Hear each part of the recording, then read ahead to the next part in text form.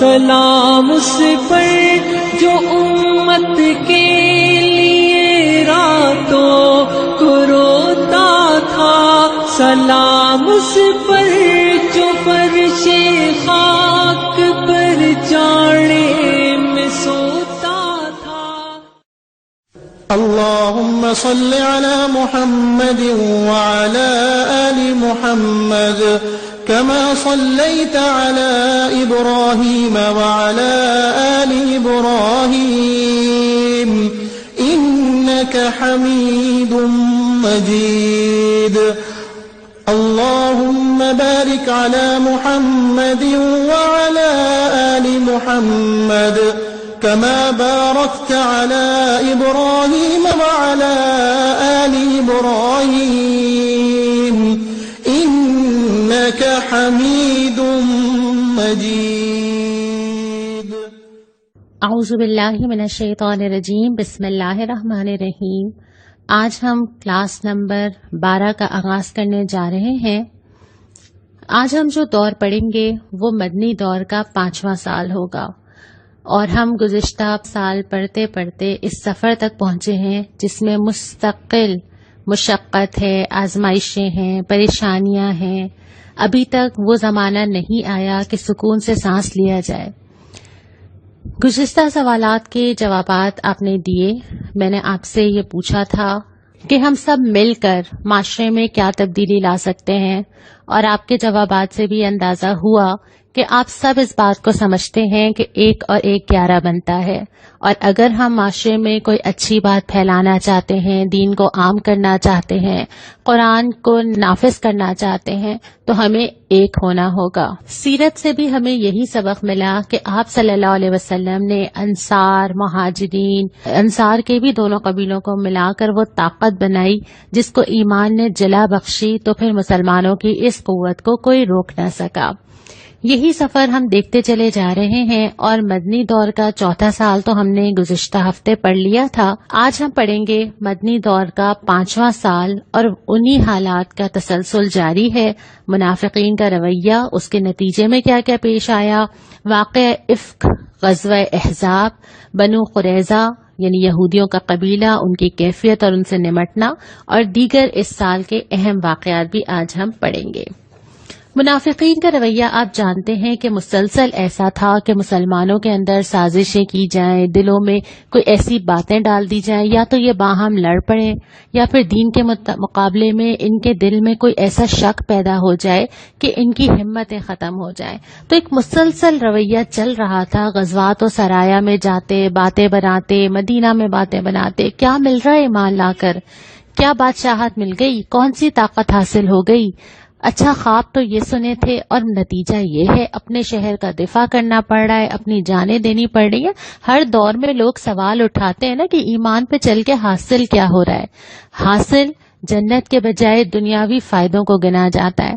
تو منافقین کا یہ رویہ مسلسل جاری تھا، اور اس کی وجہ سے چھوٹے بڑے واقعات پیش آ رہے تھے۔ لوگوں کے دلوں میں بات ڈال کے ایسی ایسی چیزیں کریٹ کر دینا کہ لوگ خود متزلزل ہو جائیں۔ تو غزوات و سرایا میں بھی یہ سلسلہ جاری تھا، بہت سارے غزوات و سرایا چلتے چلے گئے۔ مسلمانوں نے جہاں یہ محسوس کیا کہ ان کو تلوار اٹھانے کی ضرورت ہے، انہوں نے اٹھائی، اور اسی دوران غزوہ بنی مصطلق پیش آیا، اور اس غزوہ میں بھی یہی ہوا کہ بہت سارے واقعات کے ساتھ اہم ترین چیز یہ رہی کہ عبداللہ بن ابی نے بہت ساری ایسی باتیں زور و شور سے کہیں۔ میں نے آپ کو پچھلی دفعہ یہ بات کہی تھی نا کہ غزوہ احد کے بعد ان کی ہمتیں بڑھی تھیں، اور یہ منافقین اور یہود اور یہ سمجھ رہے تھے کہ اب یہ وقت ہے کہ چوٹ لگانی چاہیے، تو انہوں نے بہت ساری ایسی باتیں کی جس کی وجہ سے بہت انتشار اور فتنہ پھیلا۔ انہوں نے اس غزوے سے واپسی پہ عبداللہ بن ابی نے یہ بات کی کہ جب ہم جائیں گے، واپس پلٹیں گے، تو مدینہ جا کے عزت دار آدمی وہاں سے دوسرے ذلیل آدمی کو نکال دے گا۔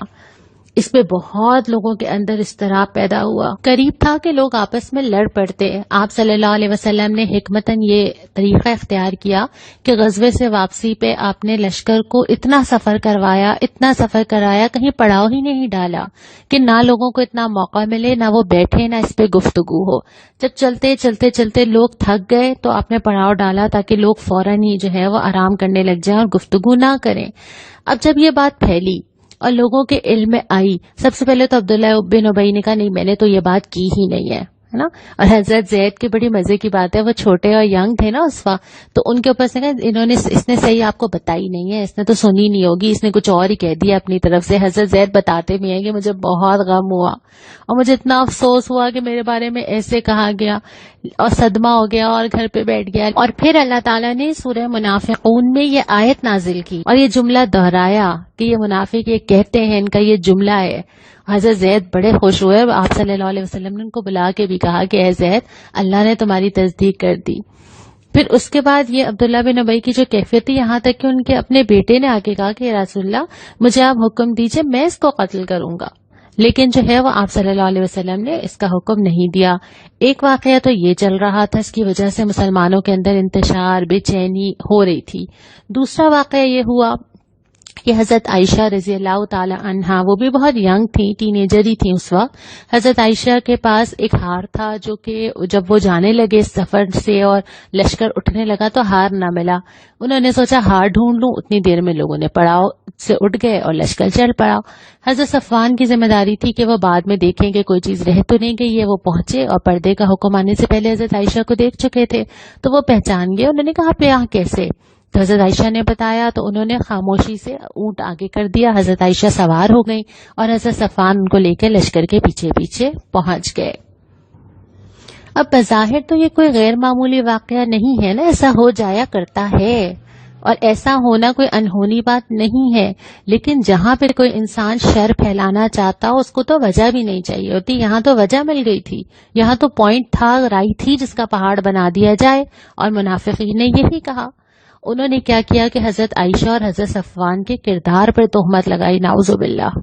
اور یہ ایسی چیز تھی، ہر دور میں یہی ہوتا ہے کہ جو انسان دین کے اوپر چلتا ہے جب اس کے معاملات میں کوئی چیز نہیں ملتی نا، لوگ کردار پہ سوال اٹھانا شروع کر دیتے ہیں، مشکوک بنا دیتے ہیں. جب کردار پہ سوال اٹھایا جائے گا تو ساری دعوت ہی مشکوک ہو جائے گی، سارا دین ہی مشکوک ہو جائے گا. اور یہ تو نبی کریم صلی اللہ علیہ وسلم کی کلوز فیملی تھی.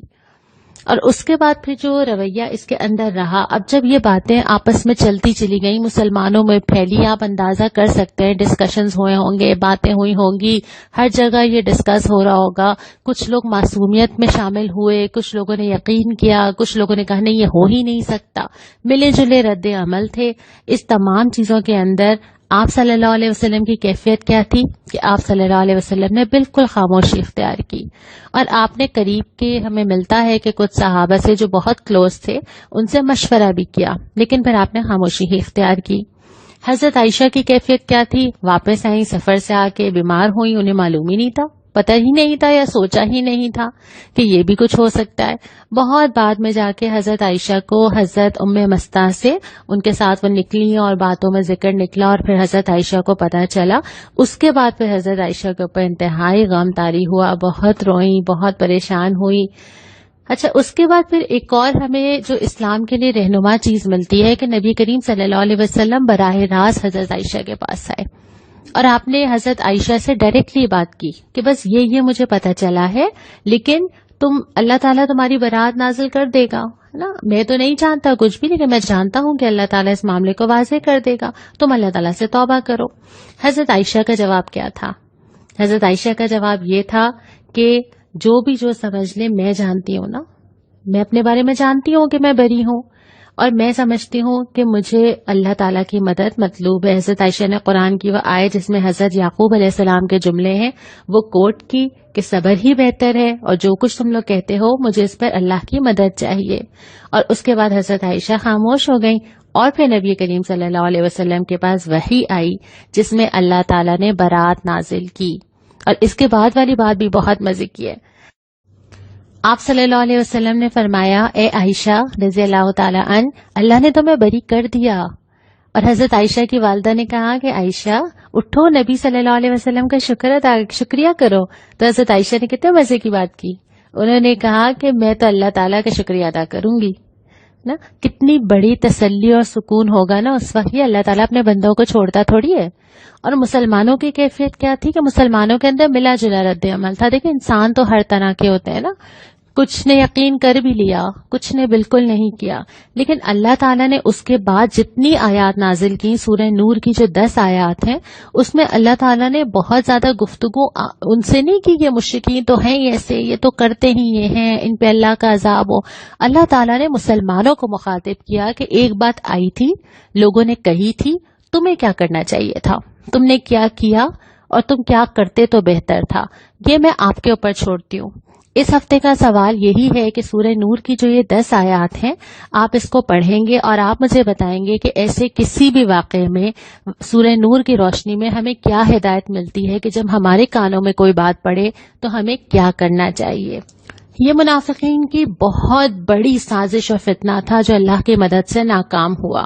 اس کے بعد جن لوگوں نے اس میں غلطی سے حصہ بھی لیا تھا انہیں اسلامی قانون کے مطابق سزا دی گئی۔ اس کے بعد پھر ایک اور اہم چیز جو سامنے آئی وہ غزوہ احزاب یا غزوہ خندق تھا۔ احزاب کہتے ہیں فوجوں کو، بہت ساری فوجوں کا ایک ساتھ جمع ہو جانا۔ ہم نے پڑھا تھا یہودیوں کا قبیلہ تھا بنو نذیر جسے جلا وطن کیا گیا تھا، اور سازشی ذہن تو تھا، خیبر پہنچے تھے، لیکن یہ تھا کہ اچھا بدلہ لینا ہے۔ جب ان کو غزوہ احد کی کیفیت پتہ چلی تو انہوں نے سوچا کہ اب رائٹ ٹائم ہے، ہمیں اپنے ساتھ اور لوگوں کو شامل کرنا چاہیے۔ مشرکین کے پاس گئے، ان سے کہا ہمارے پاس بھی اسٹرینتھ ہے، تمہارے پاس بھی اسٹرینتھ ہے، ہم مل جاتے ہیں، آس پاس کے سارے قبیلوں کو ملا لیتے ہیں۔ اور پھر انہوں نے رابطے کرنا شروع کیے، اور یہ قبیلوں کا مجموعہ جس کے پاس جتنی فوج، طاقت، اسلحہ، سامان، اسٹرینتھ تھی، سب جمع ہو گئے اور جنگ کی تیاری شروع کی۔ اور 10,000 افراد جو مدینہ کی کل آبادی سے بھی زیادہ تھے، سب کے سب مدینہ کی طرف روانہ ہوئے۔ آپ صلی اللہ علیہ وسلم کو اس کا جب معلوم ہوا، خبر ہو گئی، تو آپ نے حسب معمول، اسلام کا طریقہ ہے کہ مشورہ کیا جائے گا، آپ نے سب سے مشورہ کیا۔ حضرت سلمان فارسی رضی اللہ تعالی عنہ نے مشورہ دیا کہ ہم جب جنگیں کیا کرتے تھے پہلے، یہ مدینہ کا طریقہ نہیں تھا، لیکن انہوں نے کہا کہ ہماری طرف یہ ہوتا تھا کہ ہم خندق کھود لیتے تھے، اور یہ مکہ کے لوگوں کے لیے بھی بالکل ان ایکسپیکٹڈ چیز تھی، ان کو ایسی کوئی جنگی حکمت عملی نہیں معلوم تھی۔ آپ صلی اللہ علیہ وسلم کو یہ بات پسند آئی اور آپ نے حکم دیا کہ ہاں خندق کھودی جائے۔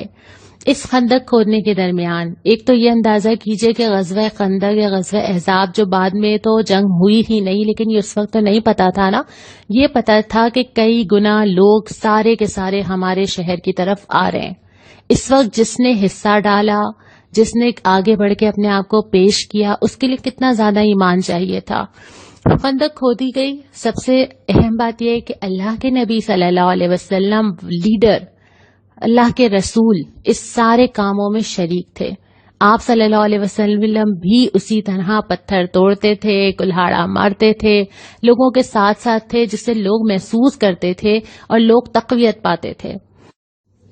آپ صلی اللہ علیہ وسلم کے الفاظ کیا تھے؟ جیسے مسجد نبوی کی تعمیر کے وقت آپ صلی اللہ علیہ وسلم لوگوں کو خوشخبری دیتے تھے کہ اصل عیش، اصل اجر تو اللہ کے پاس ہے، اور آپ فرماتے تھے لا عیش الا عیش الاخرہ، عیش تو آخرت میں ہے۔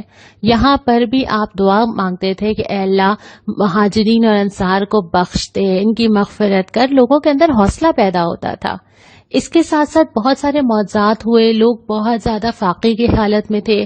آپ صلی اللہ علیہ وسلم ایک صحابیہ کے پاس لے کے گئے، وہاں پہ وہ آٹے سے روٹی بناتی جاتی تھیں اور آٹا ختم نہیں ہوتا تھا، ہنڈیا سے سالن نکالتی چلی جاتی تھی، لوگ کھائے جا رہے ہوتے تھے، تو مسلمانوں کی آنکھوں دیکھی چیز تھی۔ کہیں پہ کوئی اتنی سخت چٹان آ گئی، وہ نہیں ٹوٹ رہی، کسی سے نہیں ٹوٹ رہی۔ آپ صلی اللہ علیہ وسلم بھی فاقے کی حالت میں، اب اللہ اکبر، اور آپ توڑتے ہیں اور وہ چٹان ٹوٹ جاتی ہے۔ لوگ ان ساری چیزوں کو ایکسپیریمنٹ کر رہے تھے، اور آج کی زندگی میں تو ہم جیسے گناہگار لوگ بھی چھوٹے موٹے ایسے معجزے اپنی زندگیوں میں دیکھ لیتے۔ ہم عمرہ کرنے جاتے ہیں، وہاں جا کے اللہ سے خواہش کا اظہار کرتے ہیں، اللہ محروم ہی نہیں رکھتا، وہ پوری ہو جاتی ہے۔ ایون ایک چھوٹی سی چیز بھی جل جاتا ہے، کوئی پانی لا دے تو سامنے پانی نظر آ جاتا ہے، کوئی چیز دل کے اندر ہوتی ہے، وہ محسوس ہوتی ہے کہ اللہ نے سنی ہے۔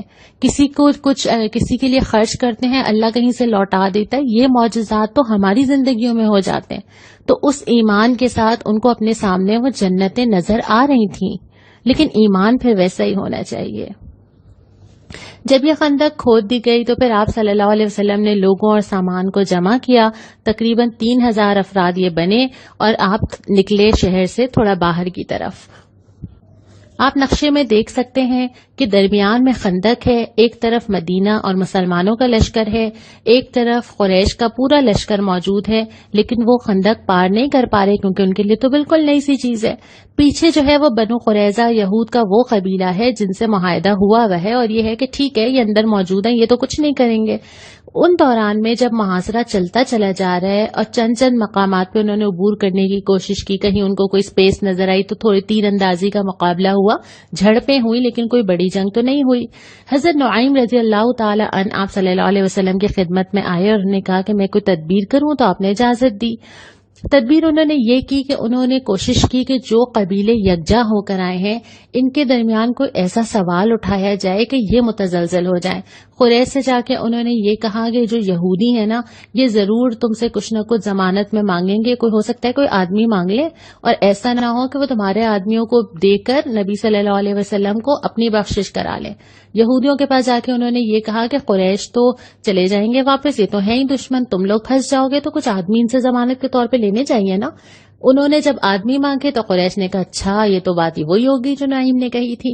اس طرح کر کے ان کے درمیان پھوٹ پڑنا شروع ہوئی، دل خراب ہونا شروع ہوئے، اور ظاہر ہے جو چیز جس کی بیس آخرت نہیں ہوتی، دنیا، فتح، مادیت، یہ ساری چیزیں ہوتی ہیں، وہ بہت لمبے چل ہی نہیں سکتے، وہاں تو ہر ایک اپنا فائدہ دیکھ رہا ہے نا۔ پھر اللہ تعالیٰ کی مدد بھی ایسی آئی کہ تیز ہوا چلی، جھکڑ اٹھے اور ان کے جو ہے وہ چیزیں اور خیمے اڑنا شروع ہو گئے۔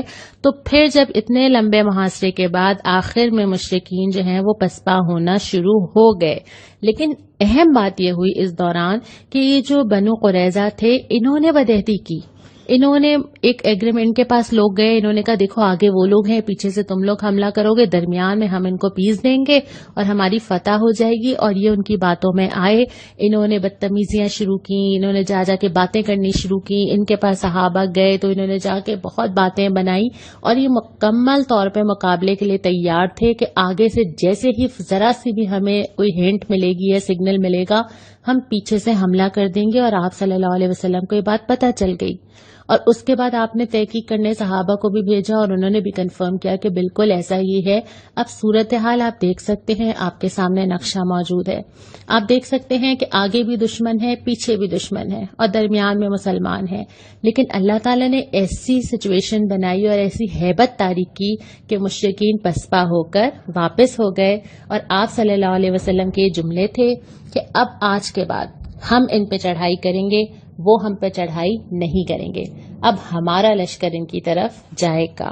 یہ اتنی بڑی اعصابی جنگ تھی 1 ماہ کی جو مسلمانوں نے جیتی، اور اس کے بعد پھر یہ ہوا کہ جب قریش کا لشکر لوٹا تو آپ صلی اللہ علیہ وسلم نے فوری طور پہ ان قبائل سے نمٹنا شروع کیا جنہوں نے اس وقت معاہدے توڑے تھے، اور مختلف چھوٹے چھوٹے سرایا ہوئے، صحابہ کی جماعت بھیجی گئی، اور پھر آپ صلی اللہ علیہ وسلم نے جب ان سے نمٹنا شروع کیا تو اسلام کی ایک دھاک تو بیٹھی ہی بیٹھی، لیکن اس سے زیادہ امپورٹنٹ ایک کام یہ ہوا کہ جیسے ہی آپ واپس آئے حضرت جبرائیل تشریف لائے، انہوں نے کہا کہ نہیں ابھی تو ایک کام باقی ہے، اور وہ یہ ہے کہ بنو قریظہ سے نمٹنا ہے۔ اگر موقع آ جاتا تو یہ بدترین دشمن ثابت ہوتے، اور اب چونکہ یہ معاہدہ توڑ چکے ہیں تو اب ان کے ساتھ بھی وہی معاملہ کیا جائے گا جو کسی بھی دشمن کے ساتھ کیا جاتا۔ حالانکہ آپ صلی اللہ علیہ وسلم نے آتے ہی یہود کے سارے قبیلوں سے معاہدہ کیا تھا، لیکن قرآن نے کہا ہے نا کہ تمہارے دوست نہیں ہو سکتے، اور یہ جب موقع ملے گا یہ تمہارے ساتھ یہی کریں گے، اس صرف وقت کا انتظار کرتے ہیں۔ پھر آپ صلی اللہ علیہ وسلم نے فوراً اعلان فرمایا اور 3000 کے لشکر کے ساتھ بنو قریظہ کی طرف روانہ ہوئے، محاصرہ کیا گیا۔ اب تصور کیجئے 1 ماہ پہلے گزرے، پہلے 1 ماہ کی اعصابی جنگ گزری ہے، لیکن 1 دن کا ریسٹ نہیں تھا، فوراً دوبارہ نکلے۔ اب 25 دن کا محاصرہ ہوا ہے اور 25 دن ان کو گھیر کے رکھا گیا۔ آخر میں پھر انہوں نے، اللہ تعالیٰ ہی ہیبت ڈالتا ہے دلوں میں، انہوں نے بھی پھر ہتھیار ڈال دیے اور یہ کہا کہ اچھا فیصلے کا اختیار حضرت سعد بن معاذ رضی اللہ تعالیٰ عنہ کو دیا جائے۔ حضرت سعد بن معاذ رضی اللہ تعالیٰ عنہ آئے اور ان کے سامنے ساری بات رکھی گئی کہ جو فیصلہ آپ کریں گے اس کو قبول کیا جائے گا۔ انہوں نے سوچا اور انہوں نے کہا کہ ان کے گھر تمام مردوں کو، بالغ مردوں کو قتل کر دیا جائے اور باقی لوگوں کو جو ہے وہ اپنے تحویل میں لے لیا جائے۔ اور جب ان کو نکالا گیا اور قتل کیا گیا، ڈھیروں جنگی ہتھیار ان کے پاس سے برآمد ہوئے۔ اس سے پہلے ان کے ساتھ کوئی معاملہ نہیں تھا، اتنے سال اچھی طرح سے معاہدے کیے گئے تھے، لیکن انہوں نے خود اپنے آپ کو دشمن ڈکلیئر کیا، تو بس ان سے نمٹنا پھر یوں ہی ضروری تھا۔ اس طرح مدینہ کے اندر سے جو ایک سازشی قبیلہ باقی تھا اس کا بھی خاتمہ ہوا۔ اس کے بعد قرآن میں غزوہ احزاب پہ اللہ تعالیٰ اسی طرح تبصرہ کرتے ہیں کہ دیکھو اللہ تعالیٰ نے تمہاری کیسی مدد کی نا۔ ایک تو یہ بتایا کہ منافقین نے کیا کیا روش اختیار کی، بڑی باتیں کی نا انہوں نے، وہ دہرائی اللہ تعالیٰ نے، تبصرہ کیا کہ یہ آسانی ہے تو آپ کے ساتھ اسی وقت چلیں گے جب ان کو موت نظر نہیں آئے گی، ورنہ تو یہ ایسی باتیں بنائیں گے۔ اور مسلمانوں سے بھی فرمایا کہ دیکھو اللہ سے جو وعدہ کیا نا اس کی باس پوز ہونی ہے۔ لا الہ الا اللہ کا مطلب یہ ہے کہ اب ثابت کر کے دکھاؤ۔ دل میں تنگی تو منافقین محسوس کرتے ہیں، وہ چیزیں بچاتے ہیں اللہ سے، اپنا مال بچاتے ہیں، وقت بچاتے ہیں، جان بچاتے ہیں، صلاحیت بچاتے ہیں۔ مسلمان تو معاہدہ کر کے کہتا ہے کہ جو اللہ کو دے دوں وہ واپس ملے گا، مجھ سے مال جتنا لے لیا جائے، میرے وقت میں سے جو میں بچا کے اللہ کے لیے لگاؤں، میرے اندر کوئی صلاحیت ہو، میں لکھ سکتی ہوں، بول سکتی ہوں، پڑھ سکتی ہوں، کچھ بھی اللہ کے لیے چلا جائے وہی تو میری انویسٹمنٹ ہے۔ یہ منافق ہوتا ہے جو بچاتا ہے۔ پھر یہ کہ اگر تم نمونہ دیکھنا چاہتے ہو تو اللہ کے نبی صلی اللہ علیہ وسلم کی ذات میں دیکھو ایک پریکٹیکل مومن، اور وہیں سے سیکھو کہ تمہیں کیا کرنا چاہیے۔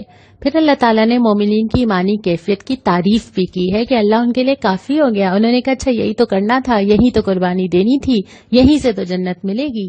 ان کی تعریف کی، اور پھر بنو قریظہ کا بھی ذکر کیا کہ جب انہوں نے آپ سے بدعہدی کی ہے تو پھر اللہ نے آپ کو قدرت دی ان کے اوپر، ان کے دلوں میں ہیبت بٹھا دی تاکہ آپ ان سے نمٹ سکیں۔ جو اہم واقعات اس سال میں ہوئے، نبی کریم صلی اللہ علیہ وسلم کا حضرت جویریہ رضی اللہ تعالی عنہا اور حضرت زینب رضی اللہ تعالی عنہا سے نکاح ہے۔ منہ بولے بیٹے سے متعلق احکامات جو آپ صلی اللہ علیہ وسلم نے حضرت زینب سے نکاح کیا، جو پہلے حضرت زید رضی اللہ تعالی عنہ کی زوجیت میں رہ چکی تھی، جو کہ آپ صلی اللہ علیہ وسلم کے منہ بولے بیٹے تھے، تو اس کے اوپر بہت طوفان اٹھا، بڑی باتیں ہوئی، لیکن اس رسم کو توڑا گیا اور قرآن نے خود اس کے اوپر تبصرہ کیا کہ منہ بولا بیٹا اصلی بیٹا نہیں ہوتا۔ تو یہ احکامات آئے۔ پھر خواتین کے لحاظ سے بہت سارے احکامات سورہ احزاب میں بھی آپ کو نظر آئیں گے۔ پردے کے احکامات جو ہیں وہ اس سال آئے۔ اس کے بعد یہ کہ اگر کوئی کسی کے اوپر الزام لگاتا ہے اور وہ غلط ثابت ہوتا ہے تو اس پہ حد جاری کی گئی۔ یہ کوئی عام بات نہیں ہے کہ آپ کسی کے اوپر زنا کا الزام لگا دیں۔ اور اسی طرح لعان کا قاعدہ، اگر میاں بیوی آپس میں ایک دوسرے کے کردار پہ شک کریں کیا کیا جائے گا، یہ بھی قرآن میں آ گیا۔ پھر یہ کہ زہار کے بھی بارے میں آ گیا کہ اگر شوہر اپنی بیوی کو یہ کہہ دے کہ تم میری ماں کی طرح ہو، پہلے اس کو طلاق تصور کیا جاتا تھا، اللہ تعالیٰ نے اس کی نفی کی۔ حضرت عائشہ کا جو ہار گما تھا، اس کے بعد جو واقعہ ہوا اور اس لشکر کے پڑاؤ کے دوران تیمم کا حکم آیا، پانی نہ ملنے کی صورت میں کیا کیا جائے۔ نماز خوف کا حکم بھی اس سال آیا کہ اگر دشمن اس طرح سامنے موجود ہو اور نماز پڑھنی ہو تو کیا کیا جائے۔ تو یہ ساری چیزیں ساتھ ساتھ زندگیاں بھی چل رہی ہیں، ساتھ ساتھ جنگیں بھی چل رہی ہیں، احکامات بھی آ رہے ہیں، اسلامک سوسائٹی بھی وجود میں آ رہی ہے، اسلامی ریاست کا نقشہ بھی بن رہا ہے۔ آپ دیکھ سکتے ہیں کہ نبی کریم صلی اللہ علیہ وسلم کی نبوت کے بعد کتنے سال گزر چکے؟ 18 سال۔ 18 سال سے یہ کیفیت ہے کہ کشمکش ہے، آزمائشیں ہیں، جانیں جا رہی ہیں، قربانیاں دی جا رہی ہیں، سیٹل ہونے کا وقت نہیں آ رہا۔ ابھی تو صرف یہ ثابت کرنا ہے کہ ایمان کتنا سچا ہے۔ لیکن چونکہ اس دفعہ ہم نے پڑھا کہ آپ صلی اللہ علیہ وسلم نے فرمایا کہ اب تم ان پہ چڑھائی کرو گے، اگلے سال سے ہم دیکھیں گے کہ حالات کیا شفٹ کرتے ہیں۔ اور اس کے ساتھ ہم یہاں پہ اختتام نبی کریم صلی اللہ علیہ وسلم کی اس حدیث پر کریں گے۔ آپ نے فرمایا جب زمین پہ خدا کی نافرمانیاں ہو رہی ہوں تو جو شخص وہاں موجود ہو اور وہ انہیں ناپسند کرے تو گویا وہ ان سے الگ ہے، لیکن جو شخص وہاں موجود نہ ہو لیکن پھر بھی وہ ان کو پسند کرتا ہو تو گویا وہ ان میں شامل ہے۔ ابو داؤد اور مشکات کی یہ حدیث ہے کہ زمین میں جو ہو رہا ہے انسان اپنی نیت کے مطابق، چاہے وہ قریب ہو چاہے وہ دور ہو، اگر وہ اس میں مطمئن ہے، راضی ہے، پسند کرتا ہے، بدلنے کی کوشش نہیں کرتا تو اللہ تعالیٰ شاید اس کو اسی کیٹیگری میں نہ کر دے۔ تو ہمیں اس پہ غور کرنا چاہیے کہ ہمارا دل کہاں ہے، ہمیں پسند کیا ہے، ہم کیا کرنا چاہتے ہیں، ہم کس کو اپریشیٹ کرتے ہیں۔ تو پھر انسان انہی لوگوں کے ساتھ ہوگا دنیا میں بھی اور آخرت میں بھی جن کو وہ پسند کرتا ہے اور جن کے ساتھ وہ رہنا چاہتا ہے. یہاں پہ ہم آج کا سبق مکمل کرتے ہیں. انشاءاللہ تعالی اگلی کلاس میں ہم مدنی دور کا 6 سال پڑھیں گے. السلام علیکم ورحمۃ اللہ. اس پر کہ جس نے جھولیاں بھر دی فقیروں کی، سلام اس پر کہ مشکیں کھول دی جس نے اسیروں کی.